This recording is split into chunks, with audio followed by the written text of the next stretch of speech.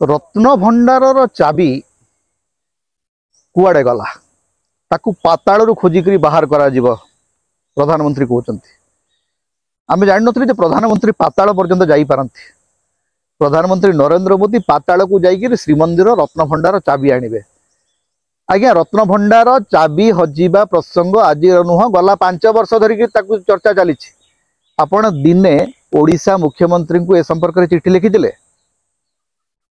ए प्रसंग रे ओडिशा सरकार गोटे जुडिशियल कमिशन बसईकरी जुडिशियल कमिशन निष्पत्ति अनुसार आसंता रथयात्रा समय मंदिर श्रीमंदिर रत्न भंडार खोला हम बोल निष्पत्ति निया सरी निर्वाचन प्रसंग कर माने कौन आपन कौन जुडिशियल कमिशन ऊर्ध्वे जुडिशियरी भरसा ना